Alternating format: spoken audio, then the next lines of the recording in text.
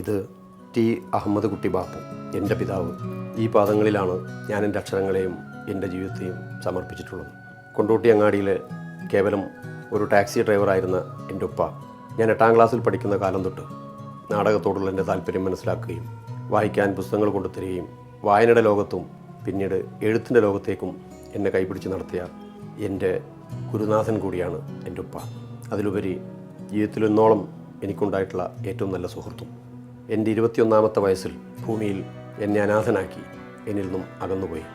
ആ മനസ്സും ആ ആത്മാവും ഇന്നും എന്നെ കൈപിടിച്ച് നടത്തുന്നു.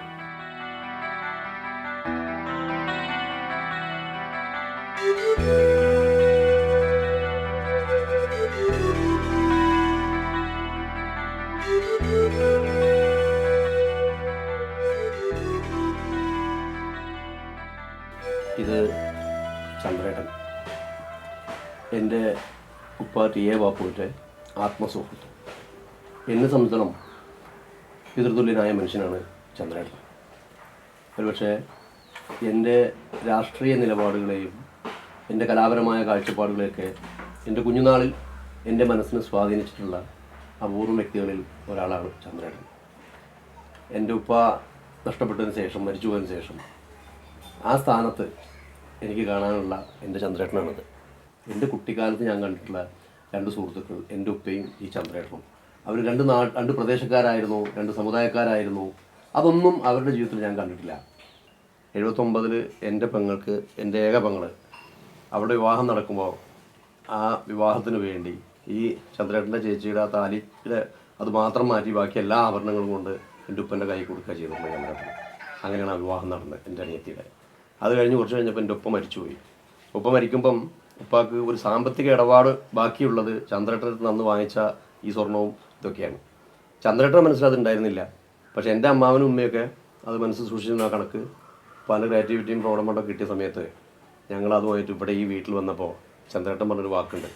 ഒരു സിനിമയിൽ നമ്മൾ ഡയലോഗായിട്ട് എഴുതിയാൽ അത് എത്രത്തോളം ഹൃദയസ്പർശിയാണ്. ചന്ദ്രേട്ടൻ പറഞ്ഞത്, ഇടപാട് ഞാനും അവനുമായിട്ടാണ്, അത് നിങ്ങൾ തീർക്കണ്ട, ഞാനും അങ്ങോട്ട് തന്നെ പോകണത്, അവിടെ വെച്ച് ഞങ്ങൾ തീർത്തുകൊണ്ട് എന്ന് പറഞ്ഞപ്പം ഞാനും എൻ്റെ അമ്മാവനും എൻ്റെ ഉമ്മയും ചന്ദ്രേട്ടനും ഈ വീട്ടിലെല്ലാവരും പൊട്ടിക്കരഞ്ഞിട്ട് സ്വീകരിച്ചില്ല. അപ്പോൾ ഇത്രയും പറഞ്ഞു വെച്ചാൽ ഈ തരത്തിലുള്ള സ്നേഹം, സൗഹൃദം, സഹോദര്യം അതൊന്നും ഇന്ന് കാണാതാവുന്നതിൻ്റെ വേദനകൾ പലപ്പോഴും ഞാൻ എൻ്റെ സിനിമകളിൽ ചിലപ്പോൾ അത് നിങ്ങൾ കണ്ടിട്ടുണ്ടാവും. അതിന് പ്രേരണയായിട്ടുള്ള എൻ്റെ കാണാക്കിനാവ് എന്ന സിനിമയിലെ ചന്ദ്രദാസ് എന്ന കഥാപാത്രത്തിന് ആ പേര് പോലും കൊടുത്തത് ദാസ് എന്നാണ് വിളിക്കുന്നത് മുരളിയുടെ ക്യാരക്ടറിന്. ഒരു മുസ്ലിമായ ഒരാളുടെ 2 കുഞ്ഞുങ്ങളെ ഹിന്ദുവായ ഒരാൾ വളർത്തുന്നതും അതിനെ ചൊല്ലി സമൂഹത്തിലും സമുദായത്തിലും ഉണ്ടാകുന്ന പ്രശ്നങ്ങളാണ് ആ സിനിമ. അതിൻ്റെ ഒരു മോഡൽ എന്ന് പറഞ്ഞ എൻ്റെ മനസ്സിലെ പ്രചോദനം എന്ന് പറയുന്നത് ഈ ചന്ദ്രേട്ടനാണ്.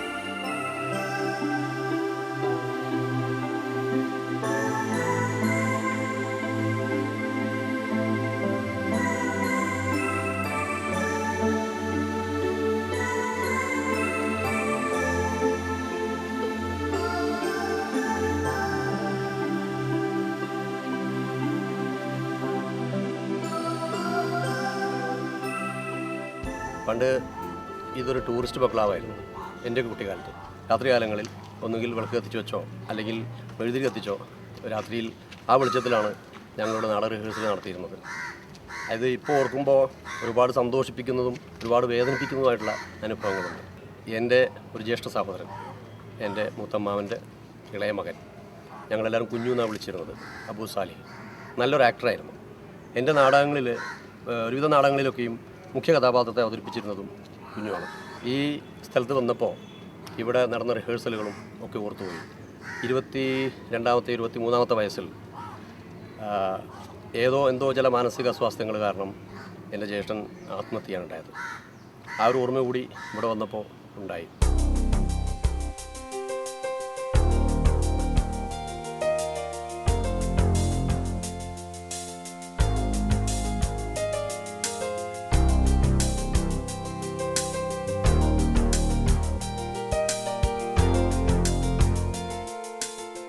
ഇത് ഹംസ കൈനിക്കര, ഇത് സിദ്ദീഖ് താമരശ്ശേരി. ഞങ്ങളുടെ ഈ ചെറിയ അങ്ങാടിയുടെ ഏറ്റവും വലിയൊരു പ്രത്യേകത, ഒരു സവിശേഷത, മലയാള സിനിമയിലെ 4 തിരക്കഥാകൃത്തുക്കൾ ഈ ചെറിയ അങ്ങാടിയിൽ നിന്നുണ്ട്. ആദ്യമായി ഞാൻ സിനിമയിൽ വന്നു. അതിനുശേഷം സിദ്ദീഖും ഹംസയും കൂടെ സിദ്ദീഖ് ഹംസ എന്നുള്ള പേരിൽ സിനിമകൾ ചെയ്തു. പിന്നെ എൻ്റെ അനിയൻ ടി എ ഷാഹിദ്, ഈ 4 തിരക്കഥാകൃത്തുക്കളുടെ ഇവിടെ നിന്ന്. അപ്പം ഞങ്ങളുടെ ബന്ധം സിനിമയല്ല. എന്നെ സംബന്ധിച്ചിടത്തോളം ഞാൻ ഹംസ നാടകങ്ങൾ ചെയ്യുന്നു, കഥകൾ എഴുതുന്നു, ഇപ്പോഴും നിരവധി ചെറുകഥകൾ പ്രസിദ്ധീകരിച്ചു വരുന്നു. അതേപോലെ തന്നെ സിദ്ദീഖ് സിനിമകൾ എഴുതുന്നു, മിനി സ്ക്രീനിൽ സീരിയൽ കാര്യങ്ങൾ ചെയ്യുന്നു. പക്ഷേ എൻ്റെ മനസ്സിലിപ്പോഴും ഞാൻ ഹംസയെ എന്നും വിളിക്കാറുള്ളത് കവി എന്നാണ്. എൻ്റെ എല്ലാ നാടകങ്ങൾക്കും പാട്ടുകൾ എഴുതിയിരുന്നത് ഹംസയാണ്. അതേപോലെ അന്ന് സിദ്ദീഖ് എൻ്റെ നാടകങ്ങളിൽ എൻ്റെ സഹായിയാണ്, സഹസംവിധായകൻ. നാടകം എഴുത്ത് തുടങ്ങിക്കഴിഞ്ഞാൽ അതിൻ്റെ റിഹേഴ്സൽ, അതിൻ്റെ അവതരണം ആ സമയമാകുമ്പോഴേക്കും എൻ്റെ ഈ കൂട്ടുകാരൊക്കെ മാനസികമായിട്ട് തകർന്നുണ്ടാവും, എൻ്റെ ബഹളങ്ങൾ കാരണം. അപ്പോൾ ഇവിടെ റിഹേഴ്സൽ ചെയ്ത നാടകങ്ങളിൽ എനിക്ക് ഒരു ഓർമ്മ, എൻ്റെ ഉണർത്തുപാട്ട് നാടകത്തിൻ്റെ റിഹേഴ്സൽ നടക്കുന്നു. അപ്പം മെഴുകുതിരി കത്തിച്ച് വെച്ചിട്ട് പ്രോംപ്റ്റിങ് ഹംസയാണ്. അപ്പോൾ ഹംസ റിഹേഴ്സൽ കണ്ടുകൊണ്ടിരുന്നു, ഈ ഡയലോഗ് ഫോളോ ചെയ്തില്ല. ആരോ അഭിനയിച്ചു പെട്ടെന്ന് ഡയലോഗ് തെറ്റിയപ്പോൾ ഞാൻ ചോദിച്ചാൽ ഹംസ നീ എവിടെ നോക്കുക ഡയലോഗ് എന്ന് വെച്ചപ്പം 5 പേജ് കഴിഞ്ഞു പോയിരിക്കുന്നത്. അപ്പോൾ ഹംസ ഒറ്റ മറിക്കലാണ്, ധൃതിപ്പെട്ട്. പൊതുവേ ഒരു ധൃതിയുള്ള ആളാണ് ഹംസ. എപ്രാളം ജീവിതത്തിൽ മറ്റു കാര്യങ്ങളിൽ അത്ര എപ്രാളവും ധൃതികളൊന്നും ഇല്ലെങ്കിലും ഒരു തിരക്കുണ്ടാവും. അപ്പോൾ ഈ ലൈറ്റ് അണഞ്ഞു, ഭയങ്കരമായിട്ട് ചീത്ത വിളിച്ചു ഇവിടെ. അപ്പോൾ ഒരുപാട് ഓർമ്മകൾ ആ കാര്യത്തിൽ. നാടകം എഴുതാൻ വേണ്ടി അന്ന് എയറോഡ്രാം ആയിട്ടില്ല, ഈ കാണുന്ന വിമാനം ഇറങ്ങിയിട്ടില്ല. അന്ന് ഞങ്ങൾ നാടകം എഴുതാൻ പോകുമ്പോൾ സിദ്ദീഖ് ബ്രെഡ്, അവല്, പഴം, ഈ മാതിരി കാര്യങ്ങളൊക്കെ ആയിട്ട് ഇവൻ്റെ നേതൃത്വത്തിൽ അങ്ങോട്ട് പോവാം. എന്നിട്ട് ആ വിജനമായ ഈ വെയിലുള്ള സ്ഥലത്ത് അവിടെ ഇരുന്നിട്ട് നാടകം എഴുതും. ഹംസയും ഞാനും ചെറുപ്പത്തിലെ കഥകൾ എഴുതുന്നുണ്ട്. അങ്ങനെ ഹംസ കഥ എഴുതി, ഞാൻ നാടകങ്ങൾ എഴുതി, കഥകൾ എഴുതി. പക്ഷേ ഞാൻ എൻ്റെ ജീവിതത്തിൽ ആദ്യമായിട്ടൊരു കഥയുമായിട്ടൊരു പത്രോഫീസിൽ കയറി ചെല്ലുന്നത് എൻ്റെ കഥയുമായിട്ടല്ല. അതിപ്പം ഹംസ ഇവിടെ സാക്ഷിയായതുകൊണ്ട് പറയാം. ഞാൻ കോഴിക്കോട് ചന്ദ്രികയുടെ ഓഫീസിൽ ആദ്യമായിട്ട് പോകുന്നത് ഹംസ എഴുതിയൊരു ചെറുകഥയായിട്ടാണ്. ആ കഥ പ്രസിദ്ധീകരിച്ച് വന്നിട്ടുണ്ട്. അതിൽ നിന്ന് ഞാൻ എൻ്റെ ഒരു മനസ്കഥയല്ല പറയുന്നത്, അത് ഞാനും ഹംസയും രണ്ടായിരുന്നില്ല മനസ്സുകൊണ്ട്. വേലേട്ട, ഇത് വേലായുധേട്ടെന്ന് ഞാൻ വിളിക്കും. NB തുറക്കൽ എന്നറിയപ്പെടുന്ന മ്യൂസിഷ്യനാണ്. എൻ്റെ ആദ്യകാല നാടകങ്ങളുടെ മ്യൂസിക് ഡയറക്ടറാണ്, സംഗീത സംവിധായകനാണ് വേലേട്ടൻ. പരമ്പരാഗതമായിട്ട് കുടുംബത്തിൽ സംഗീതമുള്ള ഒരു പാവപ്പെട്ട കുടുംബത്തിൽ നിന്നുള്ള ഒരാളാണ് വേലായുധേട്ടൻ.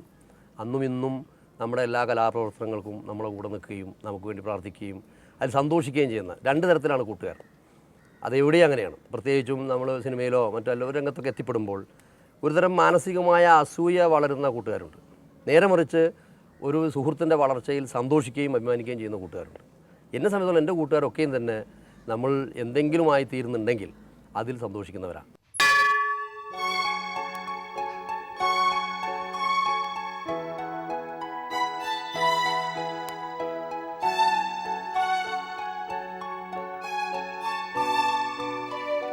എൻ്റെ വിദ്യാഭ്യാസ ജീവിതം ഈ കൊണ്ടോട്ടി ഹൈസ്കൂളിലെ 10ാം ക്ലാസ് പഠിത്തത്തോടെ അവസാനിച്ചതാണ്.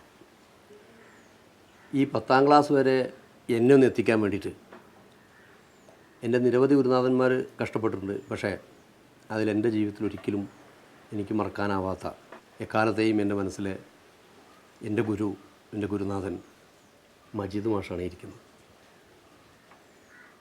മാഷ് ഞാൻ ആദ്യമായിട്ട് കാണുന്നത് കൊണ്ടോട്ടി GNUP സ്കൂളിൽ ഞാൻ 6ാം ക്ലാസ് പഠിക്കുമ്പം അവിടെ അന്ന് സീതാലിക്കുട്ടി മാഷ് എന്ന എൻ്റെ അധ്യാപകനായിരുന്നു. സീതാലിക്കുട്ടി മാഷായിരുന്നു ഹെഡ് മാഷ്. അദ്ദേഹം പോയി കഴിഞ്ഞപ്പോൾ ഒരു ഗ്യാപ്പ് ഉണ്ടായിരുന്നു അടുത്ത ഹെഡ് മാഷ് വരാൻ. അതിനിടയ്ക്ക് ഞങ്ങൾ വികൃതി കുട്ടികൾക്ക് അതൊരു ഉത്സവകാലമായിരുന്നു. ഇങ്ങനൊരു ദിവസം എൻ്റെ ക്ലാസ് മുറിയിൽ എന്തോ ബഹളം ഉണ്ടാക്കിക്കൊണ്ടിരിക്കുമ്പോൾ ഒരു സിനിമയിലെ ഷോട്ട് പോലെ പുറകിലൊരാൾ വന്നു. മജീദ് മാഷാണ്. അവിടെ ജോയിൻ ചെയ്ത ദിവസം ആദ്യമായിട്ട് ആ സ്കൂളിലെ ഒരു പുള്ളിയായിട്ട് പിടിക്കുന്നത് എന്നെയാണ്. അപ്പോൾ ഞാനവിടെ എന്തോ ബഹളം തമാശകൾ ഉണ്ടാക്കിക്കൊണ്ടിരിക്കുകയാണ്. എന്നെ പിടിച്ചു വരാൻ പറഞ്ഞു, ആദ്യത്തെ പ്രതി. അപ്പോൾ എന്നോട് ചോദിച്ചു, നീ എവിടെയുള്ളടാ? ഞാൻ പറഞ്ഞു, ഞാൻ തുറക്കലുള്ളതാണ്.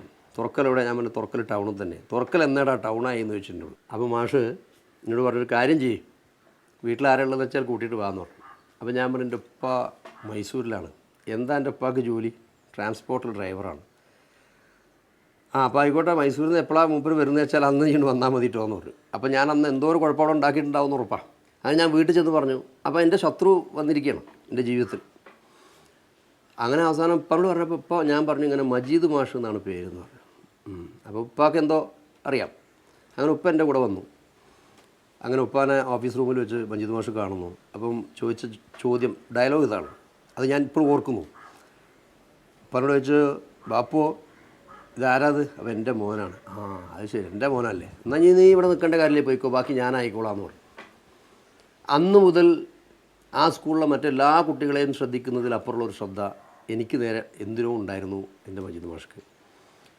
അപ്പോൾ 7ാം ക്ലാസ് വരെയൊക്കെ അന്നത്തെ സ്ഥിതി എന്ന് വെച്ചാൽ എന്നെ സ്കൂൾ ലീഡറാക്കുക. എൻ്റെ ജീവിതത്തിൽ ആദ്യമായിട്ട് പത്രത്തിൽ പേര് വന്നത് ഞാൻ 7ാം ക്ലാസ് പഠിക്കുമ്പം എന്നെ സ്കൂൾ ലീഡറായിട്ട് തിരഞ്ഞെടുത്തു. അപ്പോൾ 7ാം ക്ലാസ് വരെ എൻ്റെ സംഭവിച്ചാൽ 7ാം ക്ലാസ് കഴിഞ്ഞാൽ ഇവിടുന്ന് രക്ഷപ്പെടാനോ, മജീദ് മാഷ് ഇല്ലാത്ത ഏതെങ്കിലും സ്കൂളിൽ പോയി പഠിക്കുക എന്നുള്ളതാണ് നമ്മുടെ ഒരു ആഗ്രഹം. ഇത് ശത്രുവാണ്, പഠിപ്പിച്ചേ അടങ്ങും. കുട്ടികളൊക്കെ സ്കൂളിൽ നിന്ന് പോയാലും ക്ലാസ് വിട്ട് പോയാലും ഞാൻ അവിടുത്തെ പ്യൂണിൻ്റെ ജോലിയൊക്കെ ചെയ്യണം, ജനവാതിലടക്കണം. എല്ലാം കഴിഞ്ഞിട്ട് മാഷും ഞാനും ഒരുമിച്ചാണ് പോകുന്നത്. എനിക്ക് സ്കൂളിൽ പോകുന്നതും ക്ലാസ്സിലിരിക്കുന്നതും മടിയായിരുന്നു, പേടിയായിരുന്നു, താല്പര്യക്കുറവായിരുന്നു. അതുകൊണ്ട് പലപ്പോഴും ക്ലാസ്സിൽ വരില്ല. ക്ലാസ്സിൽ ഞാൻ ചെന്നില്ലെങ്കിൽ 2 ദിവസം കണ്ടില്ലെങ്കിൽ 3-ാം ദിവസം തുറക്കൽ എൻ്റെ വീട്ടിൽ മജീദ് മാഷ് ഉണ്ടാവും. അങ്ങനെ ഇതൊരു വലിയ എന്താ പറയുക, അതിൽ നിന്ന് രക്ഷപ്പെടാൻ പറ്റാതായി. അങ്ങനെ 7ാം ക്ലാസ്സിൽ പരീക്ഷ കഴിഞ്ഞ് ജയിച്ച് ഈ കൊണ്ടോട്ടി ഹൈസ്കൂളിൽ ഞാൻ 8ാം ക്ലാസ്സിൽ വന്ന് ജോയിൻ ചെയ്തു. അപ്പോൾ ആ ഒരു ആശ്വാസം മജീദ് മാഷ് ഇല്ല എന്നുള്ളതാണ്. പിന്നെ എന്ത് തോന്നിയാൽ ആവാമല്ലോ. അങ്ങനെ പോയിക്കൊണ്ടിരിക്കുമ്പോൾ ഒരു ദിവസം ഈ കോറിഡോറിലൂടെ മജീദ് മാഷ് നടത്തുന്നുണ്ട്, ഒരു നടപ്പിങ്ങനെ നടന്നു പോകുന്നു. ഞെട്ടിപ്പോയി ഞാൻ. ഇവിടെ ജോയിൻ ചെയ്തിരിക്കുന്നു. ഞാൻ 8ാം ക്ലാസ്സിൽ പഠിക്കുക. എനിക്ക് മനസ്സിലായി ഇനി ജീവിതത്തിൽ എനിക്ക് രക്ഷയില്ലാന്ന്. അങ്ങനെ വീണ്ടും എൻ്റെ ഈ എന്താ പറയുക വിദ്യാഭ്യാസ ജീവിതത്തിൽ മുഖ്യ ശത്രു വന്നിരിക്കുകയാണ്. ഞാൻ ക്ലാസ്സിൽ പലപ്പോഴും വരില്ല.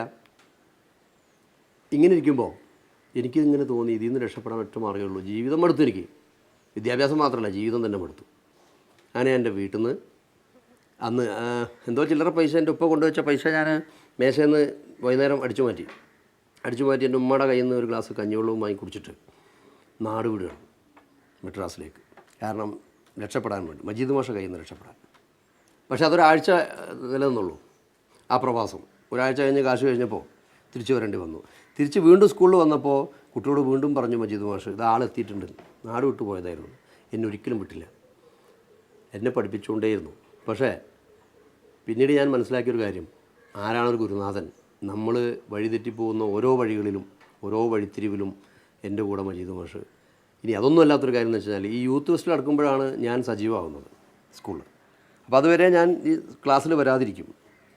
അപ്പോൾ യൂത്ത് ഫെസ്റ്റിവൽ എടുക്കുമ്പം മജീദ് മാഷ് ആ പ്രദേശത്ത് നിന്ന് വരുന്ന കുട്ടിയോട് പറയും, എടാ റസാക്കിനോട് വരാൻ പറ, യൂത്ത് ഫെസ്റ്റിവൽ എടുത്തിട്ടുണ്ടെന്ന്. കാരണം ഞാൻ 8ാം ക്ലാസ് പഠിക്കുമ്പം നാടകം എഴുതി ഇവിടെ കളിച്ചിട്ടുണ്ട്. അപ്പോൾ അന്ന് ഞാൻ അവിടെ മോണോക്ട് അവതരിപ്പിക്കണം. ഞാൻ എഴുതി സംവിധാനം ചെയ്യുന്ന നാടകമുണ്ട് 8ാം ക്ലാസ്സിൽ ഞാൻ പഠിക്കും, 9ാം ക്ലാസ് പഠിക്കുമ്പോൾ. അപ്പോൾ ഞങ്ങളെ കൊണ്ടുപോകുന്നത് മജീദ് മാഷാണ്, മജീദ് മാഷ് നേതൃത്വത്തിലാണ്.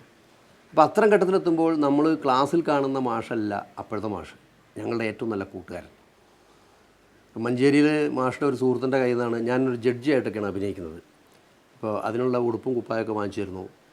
അപ്പോൾ എൻ്റെ കാലിലൊരു ചെറിയ പഴുപ്പുണ്ടായിരുന്നു. മഞ്ചേരിയിൽ നിന്ന് തന്നെ ഡോക്ടറെ കാണിച്ച് മരുന്ന് വാങ്ങിച്ചു തരുന്നു.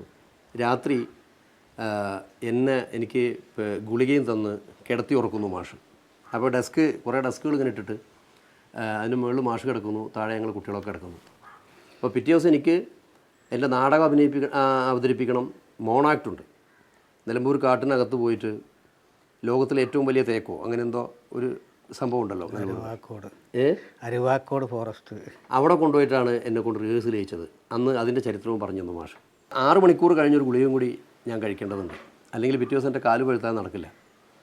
രാത്രി ആ 1 മണി സമയം വരെ ഉറക്കമൊഴിച്ചിരുന്നിട്ട് എന്നെ വിളിച്ചുണർത്തിയിട്ട് ഒരു ഗുളിക തന്നു, കുടിക്കാൻ എന്തോ തന്നു, ഒരു മരുന്നെന്നാണ് ഞാൻ വിചാരിച്ചത്. അപ്പോൾ അത് കഴിച്ച് സുഖമായിട്ട് ഉറങ്ങി. പിറ്റേ ദിവസം ഞാൻ നാടകം അഭിനയിച്ചു.